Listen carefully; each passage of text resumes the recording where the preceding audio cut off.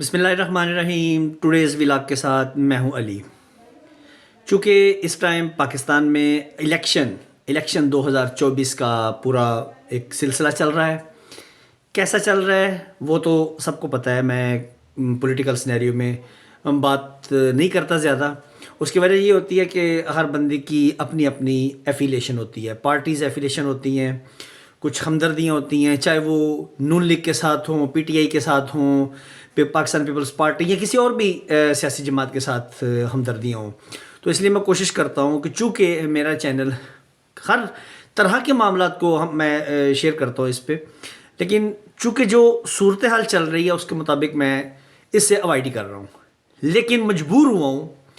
جو میں نے رات کو ایک ویڈیو دیکھی ہے, آئیے پہلے یہ ویڈیو دیکھتے ہیں, اس کے بعد میں آپ سے گفتگو کرتا ہوں. لازمی نہیں کہ یقین کرو, حقیقت میں آ کر بیان کر رہے ہیں کہ سارے واقعی بھائی نے آج تک انہوں ثابت نہیں کرایا. دوسری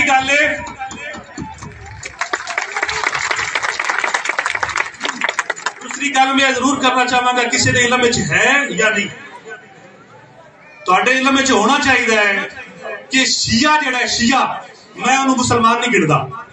میری گل سنو, ناراضگی والی گل نہیں. اچھا جناب, یہ ایک جلسہ ہو رہا ہے, ایک سیاسی جلسہ ہے.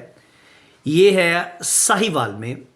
ملک ارشد ہے کوئی جناب, نون لیگ کا ایم این اے کی سیٹ پہ کانٹیسٹ کر رہا ہے, اور اس شخص نے ایک جلسے میں جو ہے وہ یہ جو الفاظ بولے ہیں کہ جی میں شیعوں کو مسلمان ہی نہیں سمجھتا.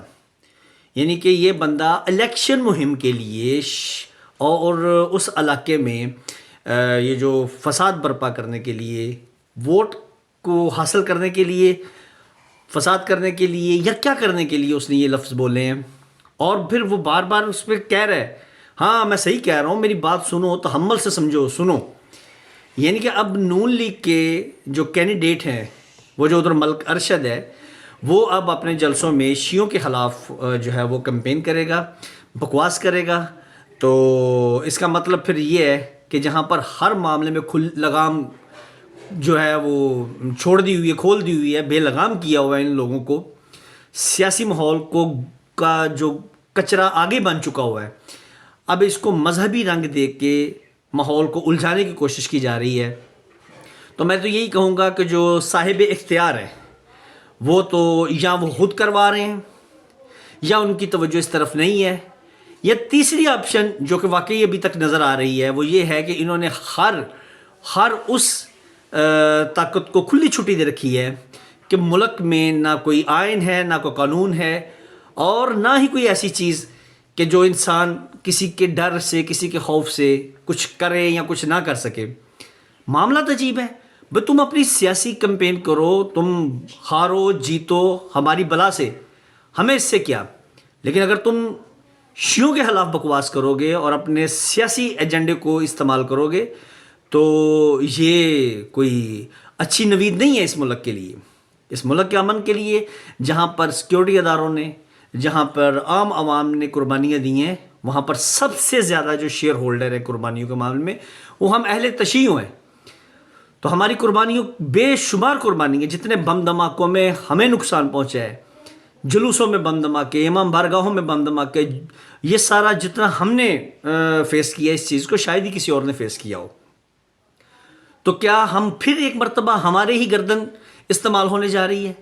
کیا ہمارے گردن پہ ہی رکھ کے جو دوبارہ الیکشن لڑا جا رہا ہے؟ یہ کیا ہو رہا ہے؟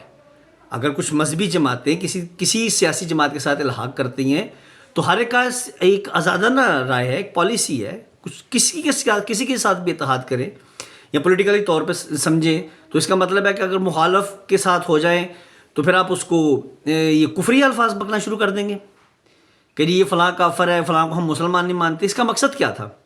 صاحب اقتدار کو, صاحب طاقت کو, یا جسے یہ کہہ لیں کہ سارے معاملات کو ہینڈل کر رہے ہیں, ان کو توجہ کرنی چاہیے کہ ہر طرح کا کام کریں.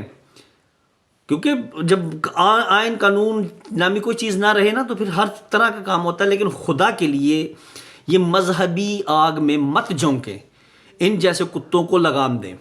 میں اس لیے کتا کہہ رہا ہوں کہ اتنا پرامن ہمارا پاکستان, اور پھر اور یہ اسی سیکٹر سے ہو رہا ہے جو جس سیکٹر سے آگے بھی اسی طرح کی حرکتیں ہوتی ہیں.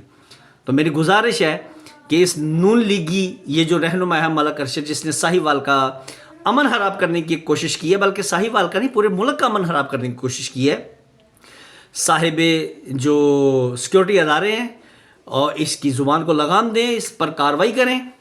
اور یہ اس کو ہم مطالبہ کرتے ہیں کہ یہ اسی طرح جلسے میں کھڑے ہو کے شیعوں سے معافی مانگے اور اپنے الفاظ واپس لے، تاکہ یہ جو ہماری دل آزاری ہوئی ہے اس پر مرہم رکھا جا سکے اور اشتعال انگیز جو ماحول بنایا جا رہا ہے اس کو پروموشن نہ ملے، اس کو ہوا نہ ملے. ہم ملک پاکستان میں امن کے دائی ہیں، ہمیشہ رہے ہیں اور انشاءاللہ ہمیشہ رہیں گے. پاکستان زندہ باد. انٹل نیکسٹ ویڈیو، اللہ حافظ.